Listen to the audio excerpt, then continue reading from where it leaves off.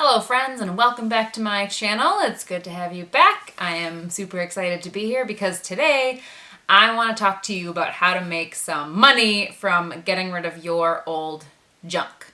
Now this is hardly a new idea. There are people who do this professionally for a living. I am not one of those people that does this professionally, but I have made a little bit of money, if I do say so myself, from getting rid of my old clutter. So I want to share what I have learned with all of you. So let's get started. So a lot of this is going to depend on the market that's in your area, the items that you have specifically that you're trying to make money off of, and how much time you have or want to put into selling them versus just donating them or throwing them away or giving them away. Every area is different. Every area of the country is different, whether you're in the city or you're in a rural area. You're gonna have a different experience selling stuff than someone else that you might know. But that doesn't mean that, it's a waste of time. It really just depends on how much stuff you have, how much time you have to get rid of it, how desperately you want to get rid of it, and the avenues that you want to take to get rid of it and make some money. So anyway, without further ado, I actually have 5 tips. I just happen to have 5 specific ways to make money off of selling your old junk. So here we go. All right, so the first method that I have is selling online locally. Now you can either use a website like Craigslist or Kijiji or the Facebook Marketplace, which is new. Now the way that it works is generally on those sites, so you have an item, you take a picture of it, you post the item with the description and the price and the location of where you are, and then you can message back and forth about where you want to meet and how you want to exchange the money. There's also apps for this. Let Go and Offer Up. So they work the same way. Basically post the item, description, price, all that. You want to have good photos. You want to have good description, which means you want to have, it doesn't need to be beautiful language, but you want to accurately describe your item in a way that is honest and genuine so that the buyer is going to understand what the thing is and what condition that it's in. Make sure there's good lighting, make sure it shows off the best of your item that you want it to be. So good photos, accurate description, and you want to have a reasonable price. You want to make sure that your price isn't crazy out there that no one's going to want to buy it, but you also don't want to lowball your item depending on what it is. You want to get the most for your money. So the pros to selling online, using an online service to sell locally is it's easier to find buyers because you have access to all the people that are in your area that are looking online. It's really it's the way you want to sell big, heavy items if you don't want to spend a lot of money for shipping. So if you have a lot of furniture you want to sell, that can be a really good thing to do too. And also if you have lots of things, separate words. If you have 100 pieces of kids' clothing, it can be easier to sell it that way as opposed to trying to do it on eBay or something like that. It's also free to post. It's free to post on Craigslist. I don't know about Kijiji. I know the Facebook Marketplace is free to post as well. So you're not giving the website or the app any fees or anything like that. So it's a good, So the cons to using these kinds of services, number 1 is stranger danger. You have to meet up with internet strangers, and if that's not your jam, then... So aside from people that don't show up, you also get the low ballers, people who are trying to haggle you into crazy low prices and stuff like that. All right, so number 2, selling online. Now there are a couple different ways you can do this. Obviously there's a lot of different ways. There are plenty of different apps and websites that you can use to sell your old stuff online. Now, places like Poshmark or eBay or even Etsy, plenty of ways for you to unload your old crap on other people across the country. All right, so the pros, no stranger danger. You don't have to meet up in person, which is pretty great. That's number 1. Number 2 is you have a wider access of buyers. You have someone all over the country looking to buy your specific item, which is great if you have something that's kind of highly sought after or hard to find. A wide variety of buyers looking for your specific magical items that you're trying to unload. There are no flakes and no hagglers. Sometimes, depending on the app that you're using, but for the most part, you don't have people trying to lowball you in the same way that they do if they were in person standing in front of you, with their cash, oh, I only brought $20. No, that doesn't happen online. Because of all that, you can also get more bang for your buck. So you can generally get, a higher price on certain things, or you can decide which things to sell a little lower. There's a little bit more wiggle room as far as making actual money, and it's kind of less, there's no driving time involved, so you save money that way. Now, the cons, the first one is that a lot of these websites have a lot of fees. So I sold on Poshmark, and I made about $300 selling my old shoes, So the fees with Poshmark, and I looked it up, it's the same as it is now as it was then, is that they take 20% of your item's selling price if it is listed for more than $15. If it only sells for $15 or less, they take a flat rate of $2.95. I feel like 20% is a fair amount. Some people think it's high. I thought it was okay. I personally wouldn't sell anything for less than $15 just because I don't think the time was worth it. If I had a lot of really nice jewelry or something, or like a wallet, then yeah. I sold shoes mostly. And so the nice thing about Poshmark is it's flat shipping. So you could build the shipping into your price and it wasn't crazy. I think it's a flat rate of $6.95. Yeah, so if you're using something like eBay, they have fees, but they're very tricky about how they use them or how they apply them. So it depends on what you're selling and what's going to be worth it and for what avenue that you want to use, whether the fees are going to kill you or not. Like Etsy has crazy fees. Etsy is very strict about, well, it's supposed to be very strict about only accepting vintage items or handmade items. So if your thing is not vintage, which is more than 20 years old, so it's got to be actually vintage. It can, no just old stuff that looks vintage. Anyway, Etsy is really strict about that, or should be. So I wouldn't just start an Etsy shop willy-nilly if you're trying to unload stuff, but if you have some very specific items you're trying to get rid of, that could be the avenue for you. I don't know. Check it out. Also, it takes a lot of time to sell online, kind of. Like you have to package everything nicely, and I was really strict about how I packaged it. And I remember one time someone bought a pair of boots, and they bought it, I'll never forget, they bought it on a Saturday night, right? And I immediately packaged them up. And Sunday, obviously the post office is closed. And then Monday we had a snowstorm. So I just could not get to the post office. And like, I would have gone out if I had thought it was safe, but it was one of those like New England snowstorms where we actually shut things down, and that's when you know it's serious. And I was like, listen, like I got them out on Tuesday and they were going across the country. So it took her until I think she got them on Friday, and she gave me a 4-star review instead of 5 stars because my shipping was slow. And I was like one day, lady, whatever. So you deal with that kind of stuff. And my perfect rating was tarred from this 4 stars. But so after selling online, so now another option is doing consignment or a big consignment sale. I don't know if you have these in your area, the consignment sales, but especially for kids stuff, there's a bunch of them that are around here. So basically you can get rid of like all of your kid stuff at once.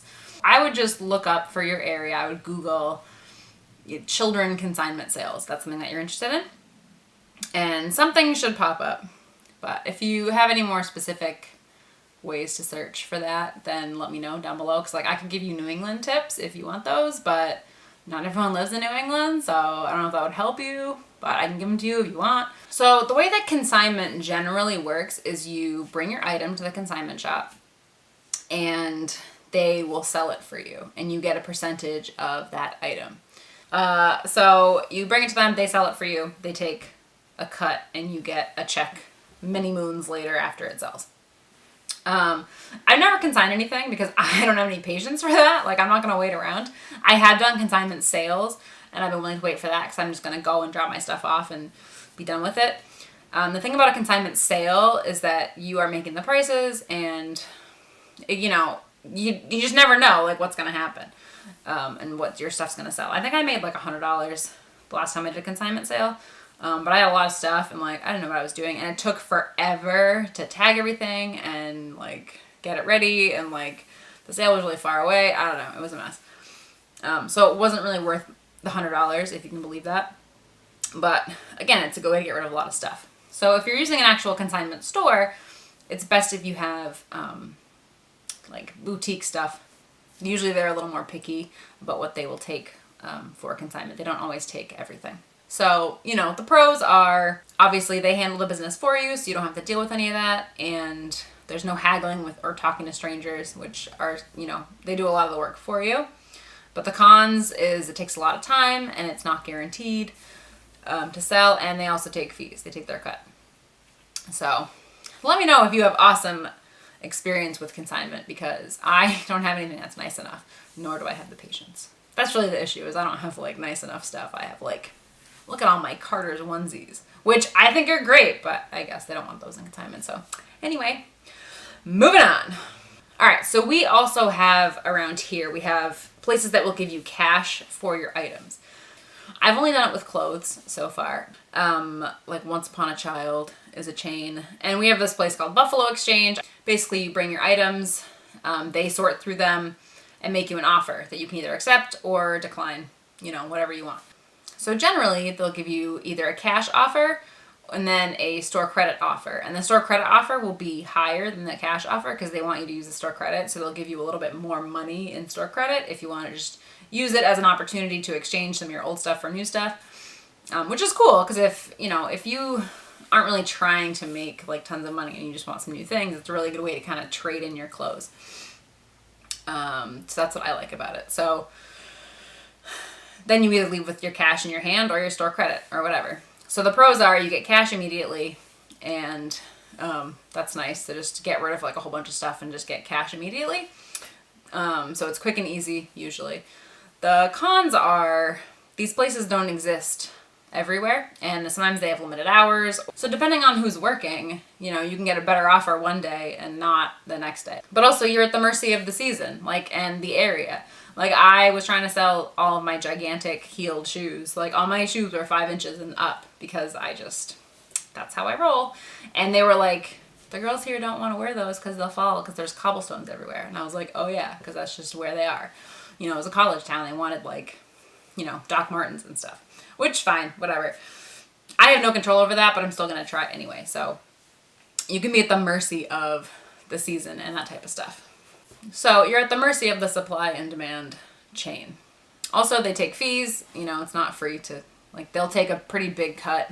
I haven't made like a lot of money this way, and they take a lot of your money. So, you know, but if you're okay with that, then it's a good way to make some money. And I think I want to say I made like $200. I got rid of a lot of stuff. Yeah, that's a pretty decent amount, especially because you don't deal with shipping or crazy people, which is always nice. That's like priceless, not dealing with crazy people. So my final tip for making money selling your stuff is to throw a yard sale. Now, a yard sale is a tried and true method. If you want to get rid of your stuff, then sell it in a yard sale. The pros, obviously, you can sell a lot of stuff really quickly in one day and then just donate the rest of it if you're trying to get rid of all of your stuff. The cons are it's a lot of work. It's a lot of work, and the reward monetarily is usually not that great because you're dealing with all the issues that you have to deal with when you're selling stuff online locally, like the haggling and the lowballers and dealing with bad weather. And it really, I think, depends on your area, your situation, how fast you want to move stuff. But a yard sale, you know, I've had good luck at yard sales. Like I got rid of a ton of handbags that way, and someone haggled me for them, but she bought 25 of my handbags for like $50. And, you know, I was desperate to get rid of them, but hey, $50 is $50. $50 is $50. So those are my general tips for making money directly by selling your stuff. Now, if you have stuff that you just cannot sell and you want to donate it, there are tax benefits to donating things. I'm not a tax expert, and I was looking at the website, and I do not feel confident enough to give you good advice about writing off your tax deductions. I might look like an adult, but like taxes, man, that's like something else. I don't know. So I'm going to put the link down below. The IRS actually they have 8 tips for decluttering charitable contributions. I'm sure that video would be super exciting, and I'm sure there are videos that make it super exciting.